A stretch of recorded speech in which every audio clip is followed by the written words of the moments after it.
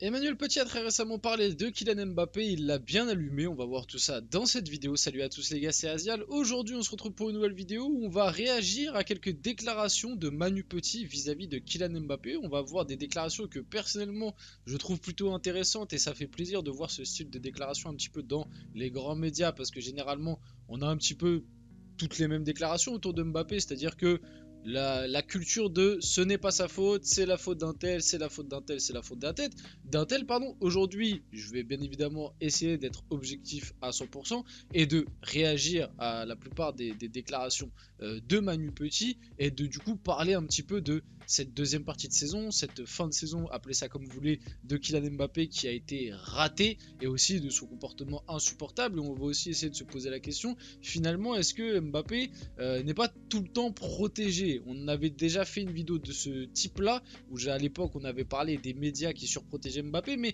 est-ce que finalement on n'essaie pas tout le temps de trouver des excuses à Kylian Mbappé? On va voir tout ça dans cette vidéo et via les déclarations de Manu Petit. Avant que la vidéo commence, n'hésitez pas à la liker, à commenter, à partager et à vous abonner, ça fait toujours plaisir et ça aide pour le développement de la chaîne. Et on peut y aller dès maintenant. Donc Kylian Mbappé a d'une certaine manière est un petit peu insupportable. Emmanuel Petit allume Kylian Mbappé. Mbappé dit gneu, je ne joue pas à mon beau poste, moi je veux jouer ici, blablabla, lui aussi, il va falloir qu'il mette son ego de côté et qu'il soit cohérent. Déjà, je voulais réagir par rapport à cette première déclaration. Pour défendre un petit peu Kylian Mbappé par rapport à ça, c'est que, certes, les saisons précédentes, on s'en rappelle d'ailleurs, le fameux pivot game qui avait énervé tout le monde et que c'est surréaliste hein, de faire ce type de déclaration, encore plus en story Instagram. On se rappelle aussi de sa déclaration quand il était parti avec l'équipe de France, où notamment il avait dit en équipe de France, je me sens mieux et je joue mieux parce que là au moins je suis mis dans les bonnes conditions et que j'ai un numéro 9 et je peux tourner autour de lui. Bon, là j'ai un petit peu extrapolé, mais grosso modo, sa déclaration ça voulait dire ça, l'air de dire ah, je me sens mieux en équipe de France et je joue mieux parce qu'au moins l'équipe de France, il y a un 9, il y a Giroud qui fait le pivot, moi je peux tourner autour de lui, j'ai une meilleure équipe, j'ai des meilleurs coéquipiers. Encore une fois, hein, bonne déclaration, hein, belle déclaration de la part de Mbappé, hein, qui certains osent me dire, mais Mbappé il a jamais rien fait contre le club, hein, c'est uniquement la faute du PSG. Oui, oui, bien sûr, ceux qui ne veulent pas comprendre que les torts sont partagés entre les deux parties. Le Paris Saint-Germain a bien évidemment une responsabilité aussi dans ce dossier qui a été très mal géré hein, avec tout ce qu'on a appris récemment. Enfin, ce qu'on a appris, en vrai on le savait déjà un peu, mais je trouve que c'est une dinguerie qu'Mbappé il ait quand même fait une interview et il a dit ah bah moi si j'ai prolongé c'est parce qu'il y avait la Coupe du Monde hein, il y avait la Coupe du Monde au Qatar donc j'ai été obligé de prolonger pour ça limite c'est ça qu'il nous dit. Moi je trouve ça fou, ça montre bien que le PSG aussi la cohérence sportive de la direction il y en a pas quoi en fait c'est on prolonge ceux qui nous font de la pub pour la Coupe du Monde et puis on leur donne des salaires exorbitants. Oh l'équipe qui a sur le terrain c'est pas important mais bon en vrai on le savait depuis un petit moment un petit peu ça mais c'est quand même important de le rappeler. Mais vite fait du coup pour revenir à la première déclaration de Manu Petit, cette saison, si je dois défendre Kylian Mbappé, il n'a jamais eu, lui, de déclaration ou de mots vis-à-vis de son poste. C'est-à-dire que Luis Enrique, il a très souvent fait jouer numéro 9 parce que à gauche, il ne faisait pas le travail défensif demandé. Et même, si on doit être honnête, cette saison à gauche, il n'a pas eu le même impact que les saisons précédentes. Et si je dois défendre un peu Kylian Mbappé, la plupart des choses qu'on a reprochées, notamment le je joue pas à mon bon poste, je veux jouer ici, blablabla, comme le dit Manu Petit, bah finalement c'est plus les médias qui ont eu ce genre de déclaration et notamment certains consultants ou certains même avis de personnes, parce que j'en connais même autour de moi qui me disent oui si Mbappé il a pas été si bon que ça cette année, c'est aussi parce qu'il a pas joué à son bon poste. Alors bon, Luis Enrique, il y a quand même pas mal de moments où il l'a fait jouer à son bon poste, c'est-à-dire à gauche, et il a quand même été catastrophique. Et du coup pour on va dire défendre un peu Mbappé par rapport à ça, c'est que le truc de je joue pas à mon bon poste, je veux jouer ici, cette saison en tout cas, c'est plus les médias qui s'en sont servis ou certains pour défendre Mbappé que Mbappé lui-même. Ensuite, on enchaîne. Il dit je donnerai tout pour le PSG, je veux partir en bon terme, mais avec ses états d'humeur envers ses coéquipiers, excuse-moi, mais tais-toi aussi, tu vas devoir te remettre en question. Sur ça, je suis tout à fait d'accord. Hein, le côté je veux partir en bon terme, mais je pars libre, je donnerai tout pour le PSG, mais je passe à côté de mon quart de finale aller-retour et de ma. Enfin, allez, vas-y, de mon quart de finale aller Je vais être gentil, au retour, il a été là, il met doublé. Allez, on va être gentil, même si c'est en fin de match. On lui accorde et il fait un match correct. Allez, on va dire, moyen correct. Et bon, bref, en tout cas, je loupe ma demi-finale aller-retour et mon quart de finale. J'ai pas été le plus sérieux cette année, parce que ça, je trouve que c'est quelque chose dont on n'a pas beaucoup parlé. Et d'ailleurs, je vais vous montrer un petit screen, un petit truc qu'il monte juste après, une petite actu qui date un peu, mais je trouve qu'on en a pas beaucoup parlé cette année. Il y a Daniel Riolo qui a des moments, assez bizarrement, que ce soit lui d'ailleurs qui le fasse, mais Daniel Riolo qui a des moments, notamment je me rappelle après la défaite face à Newcastle, et j'en avais fait une vidéo à l'époque, allez la voir, qui a lâché que Mbappé cette saison n'était pas le mec le plus sérieux. Et c'est bizarre parce qu'à chaque fois qu'on parle de Mbappé cette année, on a souvent les mêmes reproches. Ah, cette année, il est moins véloce. Ah, il est moins rapide. Ah, il est moins bon 1 contre 1. Ah, il est moins mobile. Bref, souvent des remarques par rapport à son physique.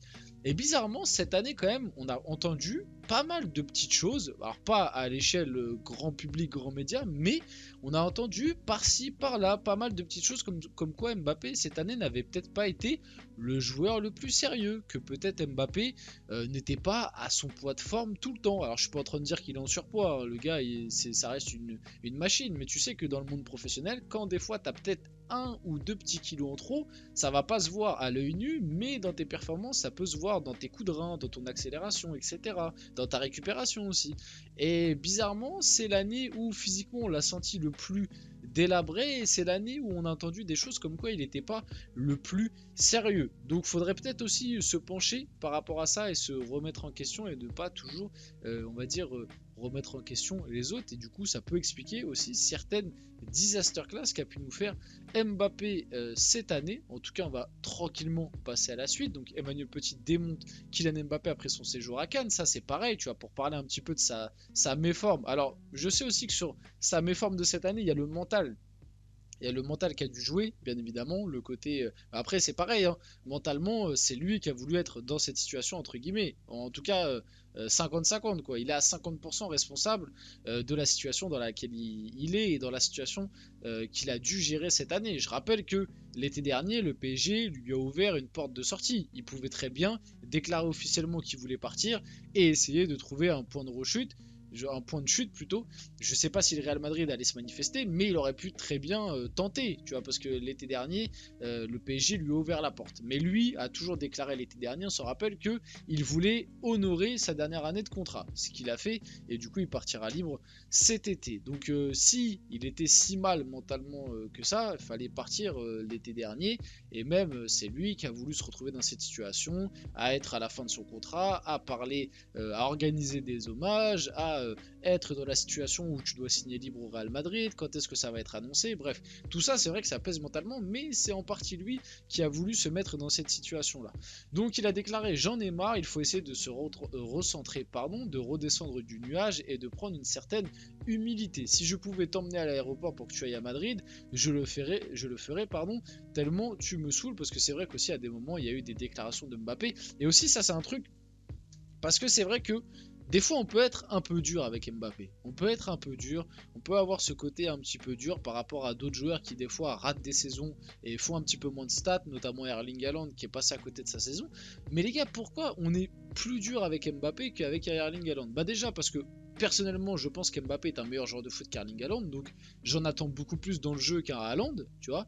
Et de plus, parce qu'Mbappé, il a la boca. Mbappé, il parle beaucoup. Il fait des interviews, il fait des conférences de presse où à chaque fois, c'est moi, je suis le meilleur. Est-ce que tu vois un mec perturbé? Non. Est-ce que quand tu vois mes dernières performances, t'as l'impression que je suis perturbé? Non. Moi, si, moi, ça, moi, le ballon d'or, moi, je suis le meilleur joueur du monde, moi, je veux ci, moi, je veux ça, je veux des responsabilités. Et bah, au bout d'un moment, quand tu parles, et bah, c'est normal qu'on soit plus exigeant avec toi qu'avec les autres, voire même surexigeant. Donc, au bout d'un moment, quand tu déclares, et que sur le terrain tu réponds pas, que tu passes complètement à côté de tes matchs, mais bon, des fois tu sauves certains matchs par un penalty ou un but de raccro, au bout d'un moment ça passe pas. Moi personnellement ça passe pas, et c'est pas comme ça que tu vas sauver certaines de tes prestations. Et je peux comprendre aussi le côté redescendre dans ton nuage et avoir une certaine humilité qu'il avait, je trouve, à ses débuts, et qu'il a un petit peu perdu. Ça, c'est le truc que je vous disais juste avant. Kylian Mbappé et Achraf Hakimi ont profité de leurs 2 jours de repos pour aller faire la fête à Barcelone. C'était juste après le match face à... Non, juste avant, pardon. Ouais, c'était juste avant le match face à la Real Sociedad où Luis Enrique avait accordé 2 jours de repos à tout l'effectif et Mbappé et Hakimi sont allés faire la fête à Barcelone. Juste pour dire, ils ont le droit de faire ce qu'ils veulent, ils sont dans leur jour de repos, mais il faut arrêter l'hypocrisie. Quand c'était d'autres joueurs à l'époque, ça les insultait, mais quand c'est Mbappé et Hakimi, ça passe les choses un peu plus... on va dire que ça passe, tu vois, on en parle un peu moins et il y a moins de polémique. Et quand on voit le niveau physique d'Mbappé cette année, bah, peut-être que les 2 jours où il a fait la fête à Barcelone avec ses lunettes là pour bien cacher ses yeux pardon, bah, peut-être que c'est des trucs qui ont compté et qui ont fait que physiquement il était un petit peu moins frais. On va finir la vidéo là-dessus, j'espère que cette vidéo vous a plu, si c'est le cas n'hésitez pas à la liker, à commenter, à partager et à vous abonner les gars, c'était Azial et on se retrouve très rapidement pour une prochaine vidéo.